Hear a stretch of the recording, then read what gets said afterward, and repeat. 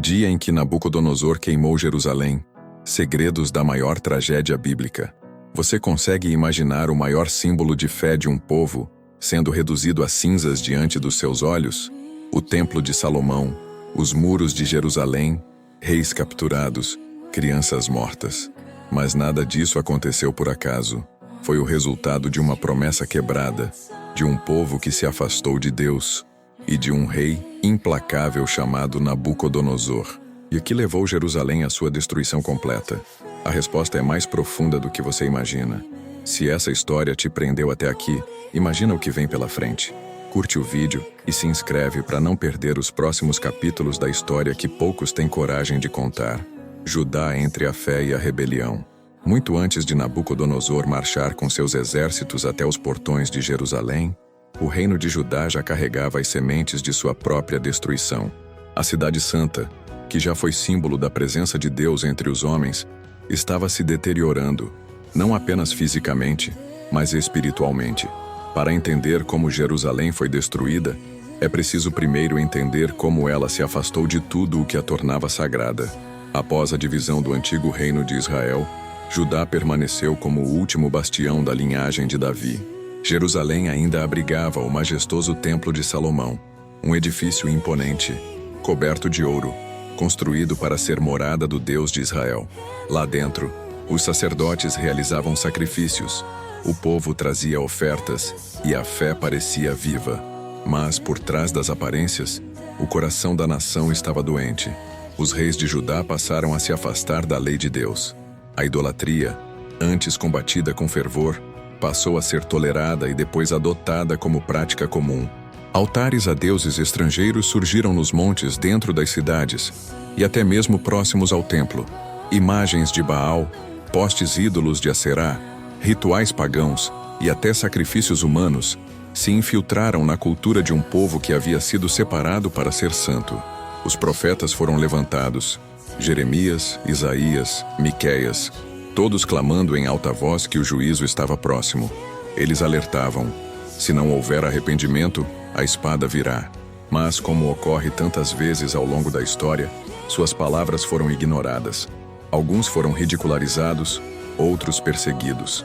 O povo não queria ouvir sobre culpa, pecado ou castigo. Eles queriam promessas, não advertências. Enquanto isso, o cenário político da região mudava rapidamente. O Egito, que antes dominava o Oriente Próximo, começou a perder força. E foi nesse vácuo de poder que surgiu a Babilônia, liderada por um rei ambicioso e implacável, Nabucodonosor II. Com sede de conquista, ele derrotou os egípcios na famosa Batalha de Carquemis, em 605 a.C., e passou a estender sua influência por toda a região.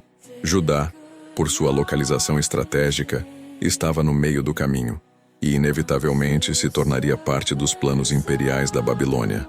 Naquele momento, o rei de Judá era Jeoaquim, um governante instável, politicamente imprudente e espiritualmente cego. Quando Nabucodonosor invadiu pela primeira vez, Jeoaquim se rendeu e tornou-se vassalo da Babilônia. Mas pouco tempo depois, traiu essa aliança e tentou se voltar contra o império. Um ato de desafio que, diante de um rei como Nabucodonosor, não passaria impune.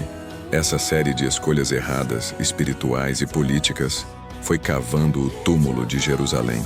A cidade, que deveria ser um farol de luz para as nações, se tornara um símbolo de hipocrisia.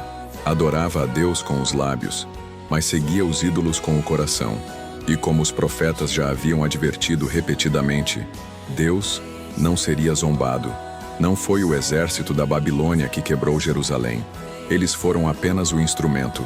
O verdadeiro colapso começou muito antes, quando o povo decidiu que poderia viver sem Deus e sem as consequências. A destruição estava se aproximando, e Jerusalém, apesar de todos os sinais, seguiu em direção ao abismo com os olhos bem fechados. Quando a esperança começou a desmoronar, o ano era 605 a.C. O mundo antigo estava mudando. Após a queda dos assírios e a derrota do Egito na Batalha de Carquemis, um novo império se erguia com força avassaladora, a Babilônia.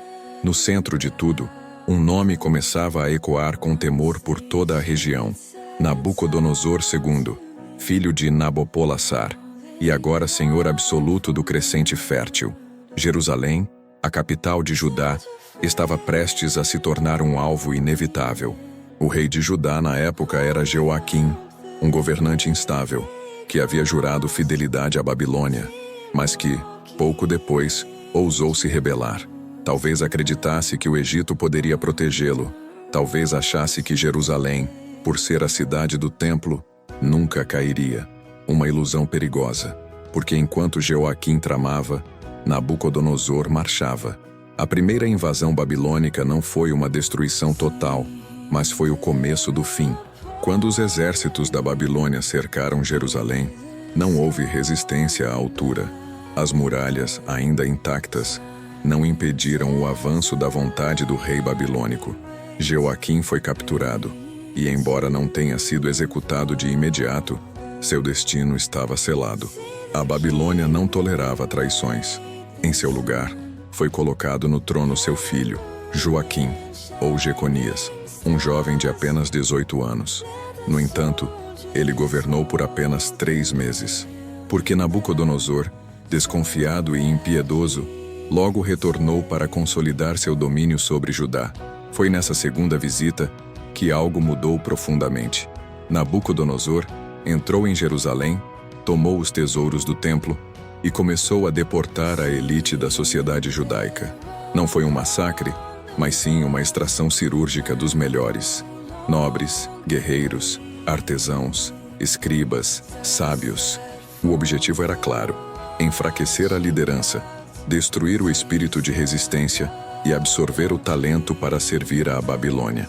Entre os cativos levados para o exílio, estavam alguns nomes que mais tarde se tornariam centrais nas Escrituras, como Daniel, Hananias, Misael e Azarias. Jovens nobres, inteligentes, formados na tradição de Judá, agora transformados em servos do palácio babilônico. Daniel, por exemplo, seria levado ao coração do império e acabaria se tornando conselheiro real, mesmo longe de sua terra natal. Essa primeira deportação, também chamada de primeiro cativeiro babilônico, foi um golpe brutal. O povo de Jerusalém ainda estava ali, o templo ainda de pé, os muros ainda de pé, mas algo já tinha sido quebrado. A sensação de invencibilidade. Eles não eram mais intocáveis, e isso gerava um dilema espiritual profundo. Como poderia Deus permitir que seu povo fosse humilhado? Como o templo, sua casa, poderia ser saqueado? Onde estavam as promessas de proteção? Os profetas, como Jeremias, não paravam de responder. A culpa não era de Deus, mas do povo. Deus os havia avisado, por décadas, com lágrimas, com sonhos, com visões. Mas ninguém quis ouvir. Para tentar manter alguma estabilidade, Nabucodonosor nomeou Zedequias, tio de Joaquim, como novo rei de Judá. Um rei títere, leal à Babilônia, pelo menos na aparência.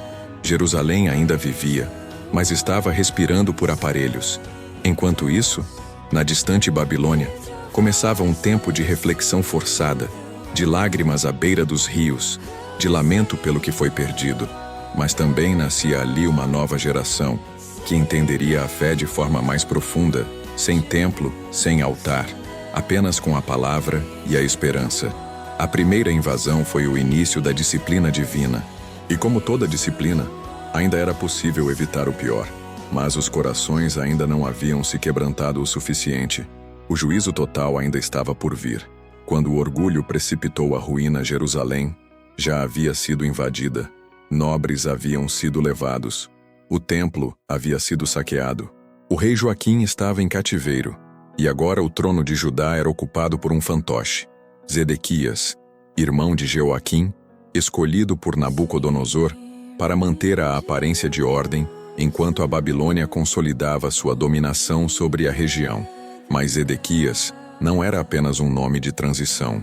Ele se tornaria o último rei de Judá, e sua história seria marcada por orgulho, covardia, traição e queda. Zedequias reinou por 11 anos.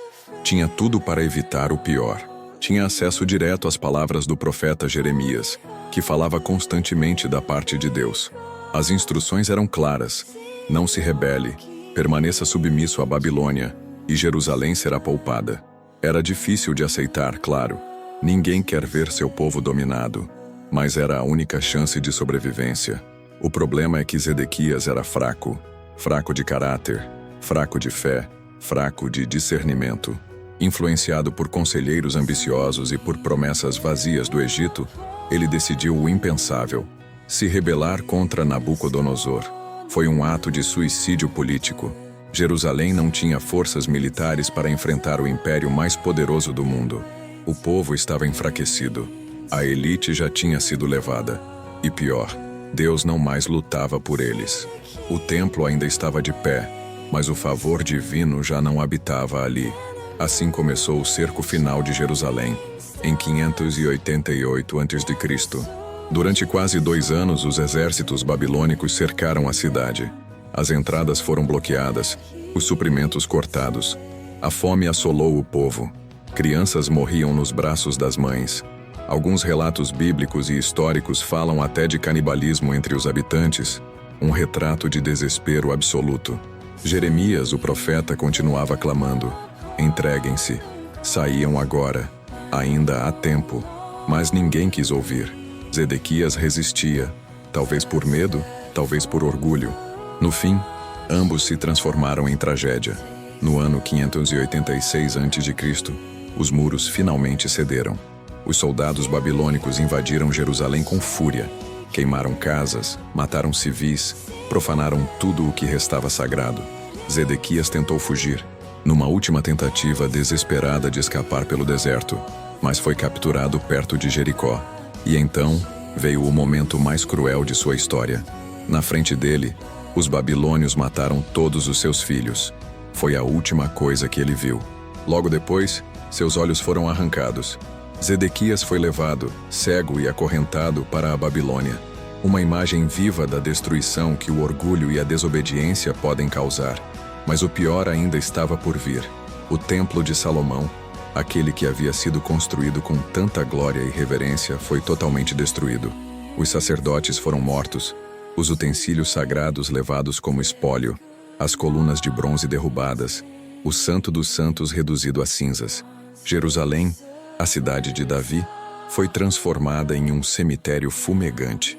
A rebelião de Zedequias não foi apenas um erro político, foi um símbolo do fim de uma era. Um ciclo de séculos de infidelidade, idolatria, hipocrisia e orgulho havia chegado ao limite. A paciência divina havia se esgotado. E quando isso acontece, nem os muros mais altos, nem os templos mais sagrados podem impedir a justiça de cair. O povo de Deus havia sido avisado, mas preferiram a teimosia, a obediência, e agora estavam no exílio, despidos de tudo: terra, templo, rei, liberdade. Restava apenas uma coisa: a esperança de redenção. Um povo sem terra, um Deus sem templo. Jerusalém estava em ruínas. O templo de Salomão, outrora brilhando com ouro e incenso, agora não passava de cinzas espalhadas pelo vento. Os muros da cidade haviam sido derrubados, os portões queimados, e os que não foram mortos ou escravizados jaziam entre os escombros. Para os sobreviventes, começava uma nova fase: o exílio. Um capítulo sombrio e amargo da história de Judá, marcado por dor, saudade e, paradoxalmente, por esperança. Nabucodonosor levou consigo milhares de judeus, sacerdotes, levitas, escribas, artesãos, líderes e suas famílias. A elite da sociedade de Judá foi desarraigada da terra prometida e colocada no coração do Império Babilônico. E ali, em uma terra estrangeira, longe de tudo que conheciam, começou uma profunda crise de identidade espiritual. Quem eram agora, sem terra, sem rei e sem templo? Se o templo era o lugar onde Deus habitava, onde os pecados eram perdoados e onde as festas sagradas aconteciam, o que restava da fé quando esse templo não existia mais? Será que Deus os havia abandonado? Será que as promessas a Davi e a Abraão haviam sido canceladas? Essas perguntas ecoaram nas almas dos exilados por décadas. Nos campos da Babilônia, à margem dos rios Eufrates e Tigre, surgiram comunidades judaicas que tentavam manter viva sua fé. Eles não podiam mais oferecer sacrifícios. Não havia altar, não havia sacerdote em ofício. mas havia algo que ninguém podia tirar: a palavra. E foi essa palavra que se tornou o novo templo no coração do povo. É nesse período que muitos estudiosos acreditam que grande parte das Escrituras começou a ser organizada, preservada e transmitida com novo fervor. Os salmos eram recitados como lamento e resistência. As histórias dos patriarcas eram lembradas como testemunho da fidelidade de Deus. E os profetas, antes ignorados, agora eram escutados com reverência. Um desses profetas exilados foi Ezequiel. Ele havia sido levado na segunda deportação antes da destruição final. Em terras babilônicas, teve visões grandiosas, rodas dentro de rodas, criaturas celestiais e a mais impactante de todas, a glória de Deus se movendo, saindo do templo em Jerusalém e indo para junto dos exilados. Isso foi revolucionário, porque significava que Deus não estava preso a um edifício. Ele não havia abandonado seu povo. Mesmo longe da terra prometida, mesmo em meio à punição, a presença divina continuava ali, entre os exilados, sustentando-os, ensinando-os, preparando-os. Mas isso não apagava a dor. O Salmo 137 captura como nenhum outro o espírito daquele tempo. Às margens dos rios da Babilônia, nos assentávamos e chorávamos, lembrando-nos de Sião. Nos salgueiros que lá havia, pendurávamos as nossas harpas, pois lá os que nos levaram cativos nos pediam canções. Mas como cantar as canções do Senhor em uma terra estrangeira? O exílio foi uma escola, uma fornalha, uma ferida aberta, mas também foi um processo de purificação. Aos poucos, os judeus entenderam que o que os tornava povo de Deus não era o templo, nem a terra, nem um rei terreno, mas a aliança, a fé e a esperança em um Deus que ainda escrevia sua história com eles. E Deus, de fato, ainda tinha planos. Os 70 anos de exílio não seriam o fim. A Babilônia cairia, um novo império surgiria, e com ele, uma nova chance de retorno. Mas essa história, a do retorno e da reconstrução, ainda estava por vir. Por ora, o povo vivia entre a dor do que foi e a esperança do que poderia ser. Quando a cinza se transformou em esperança, durante 70 longos anos, os judeus viveram longe de casa. 70 anos de saudade, de lamento, de memória. Gerações nasceram e morreram na Babilônia sem jamais ver Jerusalém. Muitos passaram a falar outra língua, outros adotaram costumes estrangeiros. Mas no fundo do coração, havia algo que nem o tempo, nem a distância, nem o sofrimento conseguiram apagar: o desejo de voltar. E então, contra todas as expectativas, o inesperado aconteceu. No ano 539 a.C., o poderoso Império Babilônico caiu. A cidade que parecia invencível foi conquistada por um novo rei, Ciro, o Grande, da Pérsia. Diferente de Nabucodonosor, Ciro tinha outra abordagem.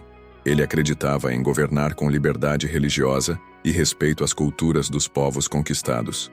E foi justamente esse espírito que abriu uma nova porta para os judeus. Pouco tempo após assumir o trono, Ciro publicou um decreto extraordinário. Todos os povos exilados estavam livres para voltar às suas terras de origem. E mais, os judeus tinham permissão para reconstruir o Templo de Jerusalém. Isso não foi apenas uma decisão política. Segundo o livro de Esdras, Ciro reconheceu que o Deus dos céus o havia chamado para essa missão. O impossível havia acontecido. E então começou o grande retorno. Esdras, um escriba e sacerdote dedicado, liderou caravanas de famílias judias de volta à sua terra. Não foi uma viagem fácil. Foram centenas de quilômetros a pé, cruzando desertos e regiões perigosas. Mas cada passo representava um recomeço. Cada passo era um eco das promessas antigas sendo cumpridas. Quando os exilados chegaram a Jerusalém, encontraram uma cidade devastada. As muralhas ainda estavam em ruínas. O templo, completamente destruído. Não havia casas, não havia segurança. Era como recomeçar do zero. Mas eles tinham algo que antes não tinham: quebrantamento. O exílio havia ensinado o valor da obediência, da fé, da humildade. E com esse novo espírito, colocaram as mãos à obra. O altar foi reerguido. Os sacrifícios voltaram a ser oferecidos. E com esforço, enfrentando oposição e ameaças de povos vizinhos, Os judeus conseguiram, sob a liderança de Zorobabel e mais tarde Neemias, reconstruir o templo e os muros da cidade. Não foi tão glorioso quanto o templo de Salomão, mas foi o símbolo da restauração, um sinal claro de que, mesmo depois do juízo, Deus ainda era um Deus de promessas, um Deus que corrige, mas também restaura, um Deus que permite a queda, mas também conduz à redenção. A volta do exílio marcou o nascimento de uma nova identidade para os judeus, mais centrada na Torá, na adoração, na pureza da fé. Eles aprenderam que não precisavam de palácios ou exércitos para sobreviver, bastava permanecerem fiéis a Deus. Essa nova Jerusalém, reconstruída sobre os escombros da antiga, seria o palco de novas promessas. Séculos mais tarde, seria lá que um novo rei entraria montado em um jumento. Seria lá que a redenção final se manifestaria, não com espadas, mas com graça. A destruição de Jerusalém por Nabucodonosor foi real, cruel, devastadora, mas ela não foi o fim. Foi o recomeço de um povo que, mesmo caindo, nunca foi esquecido por seu Deus. Porque Deus não habita em templos de pedra, Ele habita em corações arrependidos. E sempre, sempre, chama os seus de volta para casa.